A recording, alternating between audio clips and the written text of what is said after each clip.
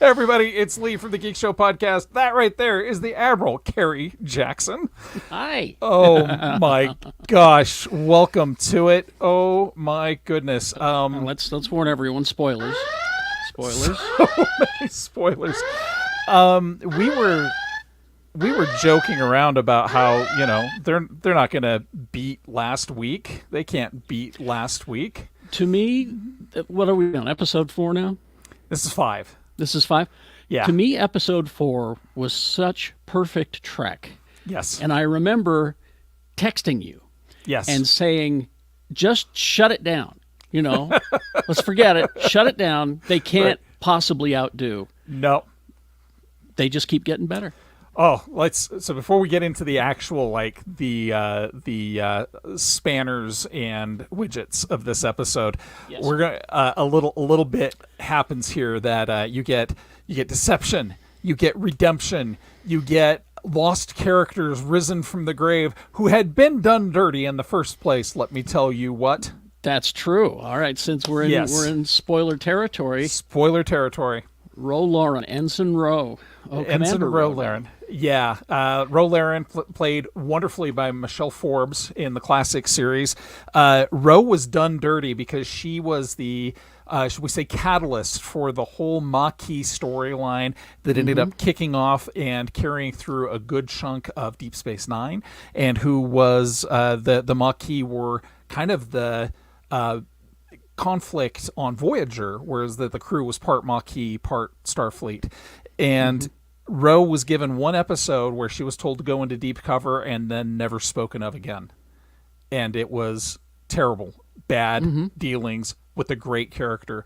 With she's your Starbuck. She is the template that Katie Sackhoff's Starbuck was molded off of. And she was supposed to be Kira Nerys. She was. And what happened there? That was the plan, yeah. Yeah, she should have been given that. Now, no knock against Nana Visitor. She's amazing. She's amazing. To me, that was a happy accident, the way that went down. Sure. Yeah. But Ro Lauren was such an amazing character. And here we have an episode. We used to call each other after DS9 and just nerd out for half an hour to an hour, sometimes 2, and then we'd go look for toys. But in this case, Ro is back. Now, without getting into too much, Jack Crusher wakes up in a cold sweat after dreaming that he's killed the bridge crew of the Titan in cold blood. Methodically, Terminator-style, gunned them all down. And then you have the Titan crew saying, oh, we're going to be back in ship shape in no time. And then out of nowhere, and this is where Kerry got excited, the Intrepid warps in. Oh my. They didn't go to stock footage on this one. This is a brand new spaceship. It's got the swoopy bottom parts and oh geez, wow, yeah, cool, a wonderful design. Still Wonderful not the Titan. design. To me, Titan is the beautiful lady of this whole thing. Did you notice the beginning animation? You know how they do the Star Trek animation that says you're watching Star Trek and Kerry, go get your lotion. It's all the Titan. They changed the ship for every show. Oh, do they? Yeah, watch it next time because if you watch Lower Decks, it's a cartoon. Is it the Cerritos? Yeah, the Cerritos. Okay. And if you look in the background of the Lower Decks one, you get that bear in the sky thing that they joked about. The tardigrade? Yeah. Oh my gosh, these lunatics, these geniuses. So the Intrepid is sending over a shuttle with their chief security officer and her detail, Which immediately suspicious. Immediately suspicious because why aren't they using transporters? Is this a descendant of Leonard McCoy who doesn't trust transporter technology? What's going on there? And it's Ro. And yes, it's Ro and 2 other security officers. Now back to why they're not using the transporter. Yeah. As we find out, apparently the changelings have gotten really good over the years. They've been practicing.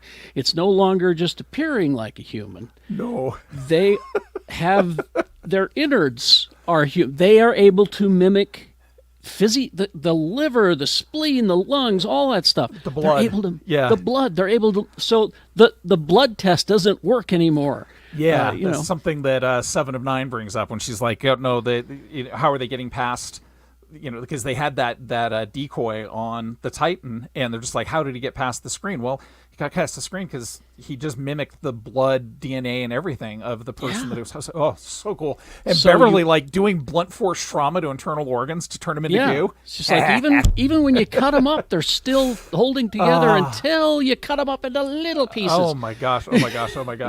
So good. So you get this fantastic scene with Ro and Jean-Luc where they're at each other, and Jean-Luc's like, she's got to be a changeling because she's not wearing her earring, and that's a great throwback to their first clash, their first buttings of heads was all about her being out of uniform, wearing her Bajoran religious gear, which I understand is Starfleet protocol and all that, but it's still kind of an SE protocol.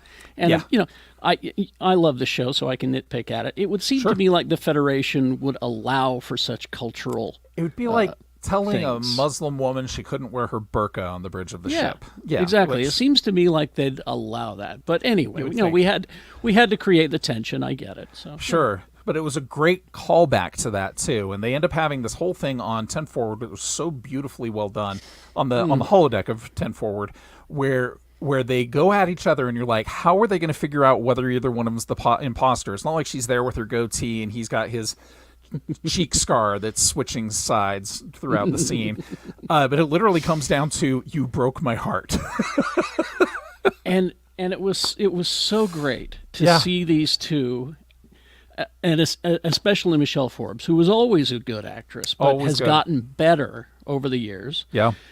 To see her take this character and do something with it it was so spectacular, standing her own against Patrick Stewart. Yeah. And in some points outdoing him. She was just incredible at this scene. She brought a tear to my eye about the whole the betrayal and all of that stuff. Oh, it was just gorgeous to watch. I did what you trained me to do. I followed my instincts, and that was beautiful. And hearing that she'd spent time in prison again and had to go through a conditioning thing to be brought into Starfleet intelligence. And you also have another great piece of acting. I can't find, I'm going to do what we've been advised not to do and try and find his name. I'm not going to find it, never mind. The guy playing Jack Crusher did some phenomenal acting in this episode because he's got something wrong with him. Well, oh boy. Should we predict now or at the end of this little? Let's get right into it, Kerry. Okay. He's hallucinating what looks like tendrils or branches or roots, red roots growing all over people, and then sometimes if he sees them in a certain way, there's a breathtaking scene where he kills 4 changelings, dispatches them coldly and efficiently. In a way that you don't think that a combat surgeon maybe, but a relief surgeon is going to do. And Beverly asks him how he knew they were changelings. He's like, I didn't. There's something wrong with me. He's dreaming about this pulsating red door and this female voice saying, "Find me." What's your theory on this? Well, it's probably a bad one. Now that I think about it, because my initial thought was he is a changeling and does not know. He's been programmed, to be this conditioned to be this secret agent, and maybe that's how the changelings were able to get in. Is because he's a Manchurian candidate kind of thing. His brain will switch off, and he'll do the things that make it easy for changelings to get everywhere, and then I'm back to being normal. So that's just a theory. That's a good thing. I was trying to go back through all of my one-off characters that got thrown to the curb, some villains with red door iconography, anything along those lines, and then I realized, I was duping myself with Immortal Hulk mythology, because their whole thing was they had the green door and the red door, and behind the green door are all the different Hulks. So in this case, I don't think it's Hulk behind the red door, although that would be an interesting twist. He's definitely, at the beginning, he's having a little precognition about maybe killing, because he's wearing a Starfleet uniform, and he kills the bridge crew. And Seven later hands him a Starfleet uniform and says, "We're just going to hide you in plain sight," which is maybe not a great idea. I love the phaser designs, by the way. in this. The new phasers, yeah. The new phasers are fantastic. There's some great high-stakes tension. There's some really good acting.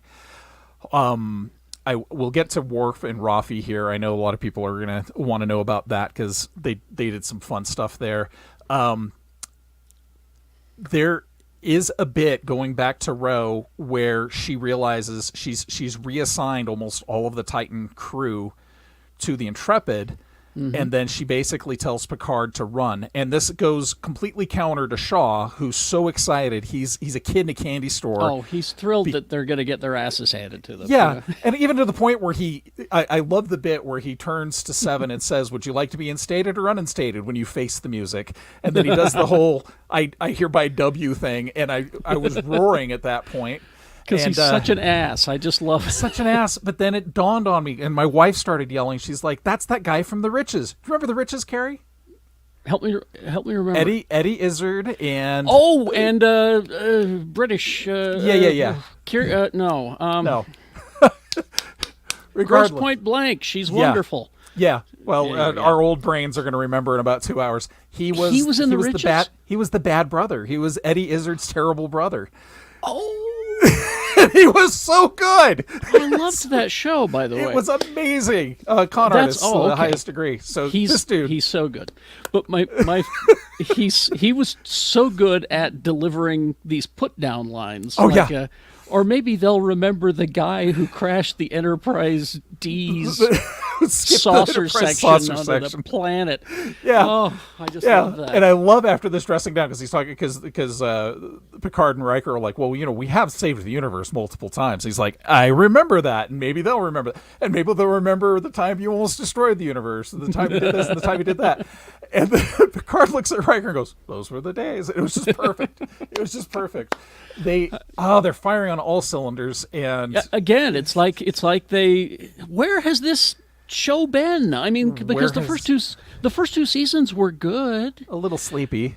Yeah, I mean, they weren't great. I know where this show has been. This show has probably always been there, and it took Strange New Worlds to reignite that passion. Because Strange New Worlds said, remember Star Trek, and remember it being fun, but still being about society, still being about the things that bring us together and tie us together and make us good to each other, and that optimism.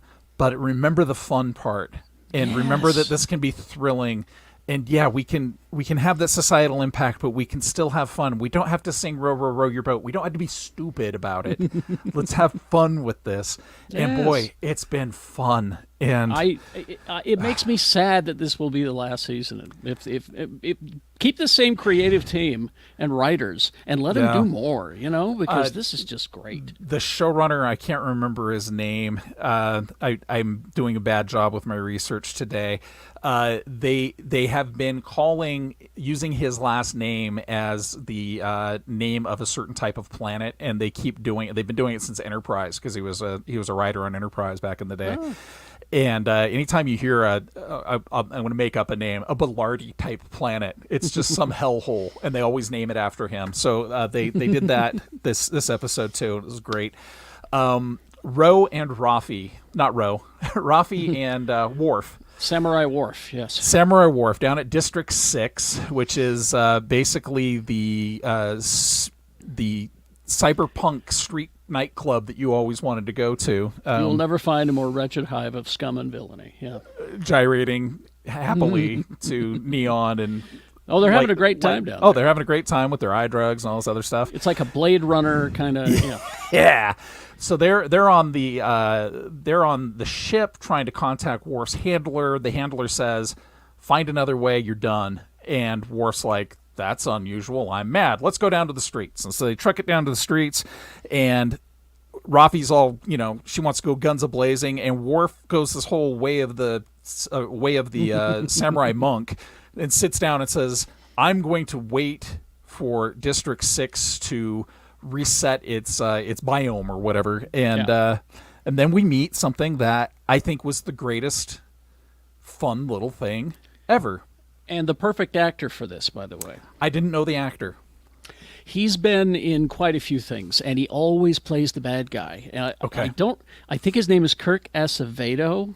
I'm close there. I follow him on Twitter as Kid Vicious. That's his Twitter handle. Awesome. And he always plays the bad guy, real liberal guy. Just love him. He's got great takes.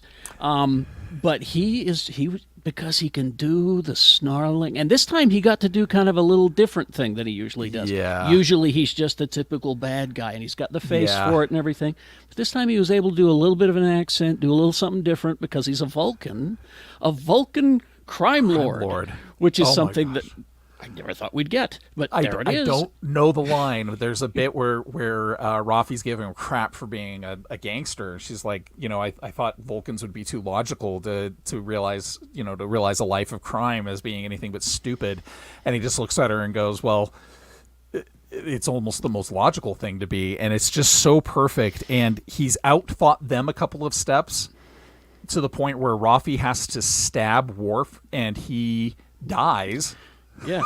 Hey, it's you fight to the death, and then maybe I'll help. Yeah. You. Whoever lives, I'll help. Yeah. And you're going to be my and you'll work for me after that. You'll work for me afterwards, but you'll be alive. And so Rafi manages to kill Worf, and I'm like, she's no way she's killed Worf. I've seen other scenes. I've seen other teasers, and then they haul him off, and then everybody dies, and it's because Worf had mastered the Kales form of lifeless breathing or whatever, where he stopped his heart, and Dorn is having a blast.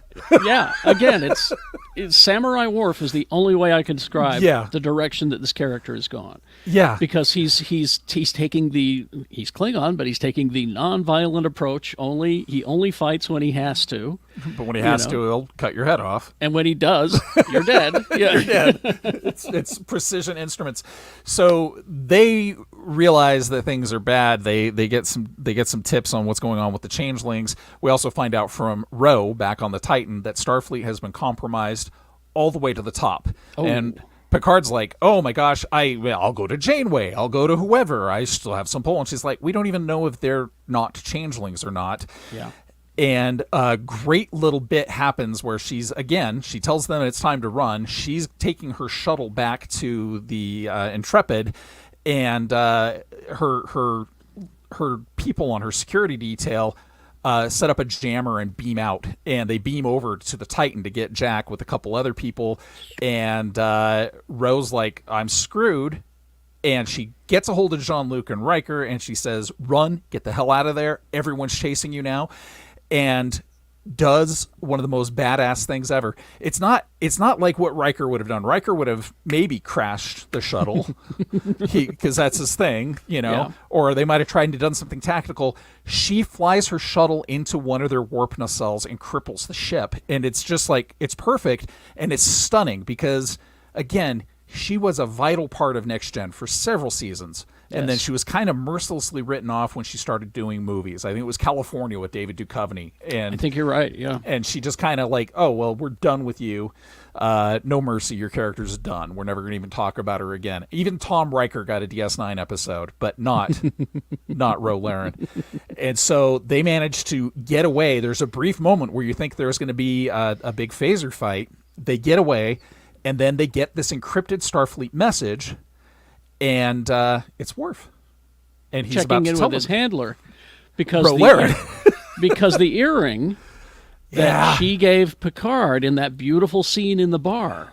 It was her silly string corkboard wall. Yeah, that is where she kept all of her research, everything she found, and it was also a communication device that she was using to talk to Worf and Raffi.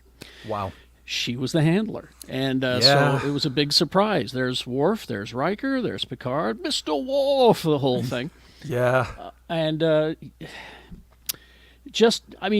I'd like to think that even though, I wish they hadn't killed the character, but at the same time, they gave her closure. This is closure, and it's the redemption arc for both her and Picard in their relationship, and her.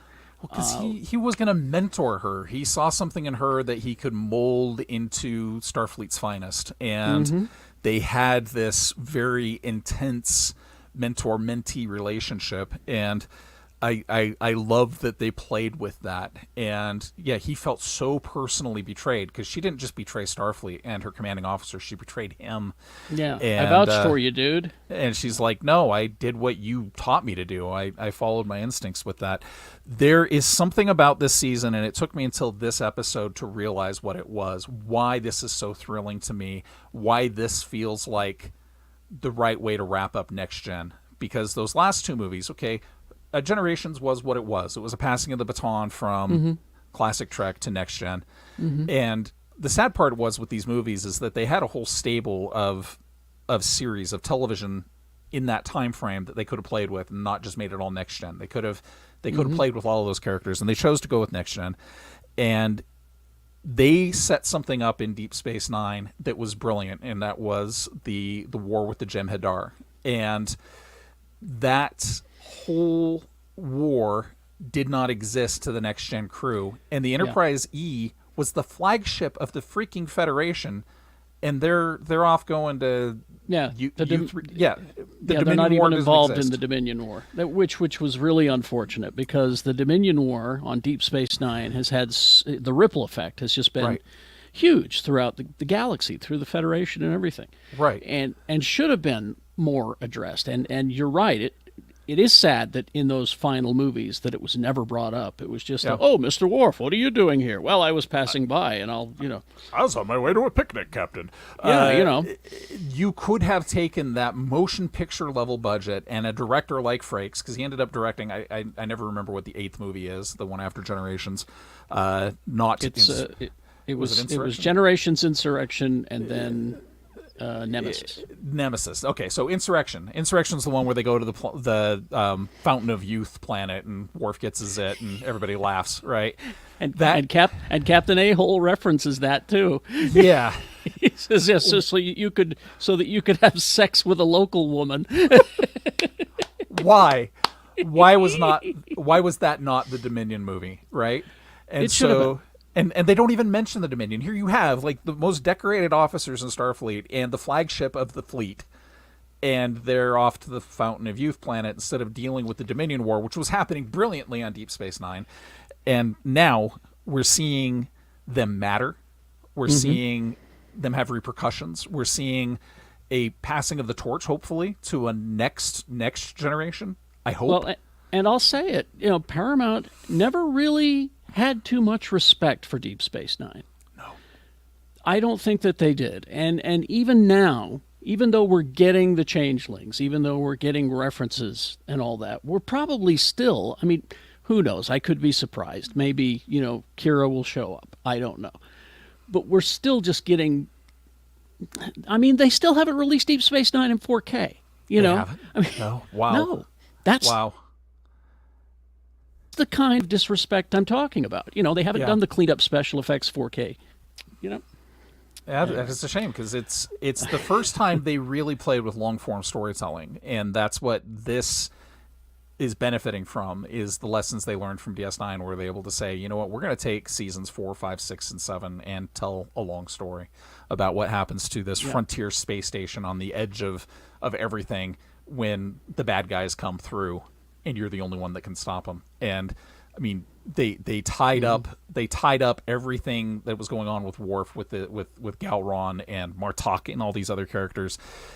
It is a masterclass in Star Trek, and I think this series, even though most of the DS9 characters haven't come over, I think this is the natural heir to what DS9 set up, and it's just been perfect. And I can't believe there's only 5 episodes left. It's been. There's only 5? Oh. Well, and then I'll turn off my Paramount Plus until Lower Decks comes on, or Strange New Worlds, or whichever's first. I decided, since they gave me such a beautiful present in Star Trek Picard Season 3, that I'm just going to leave it on year-round, let them get their little extra money from me, because they've done good.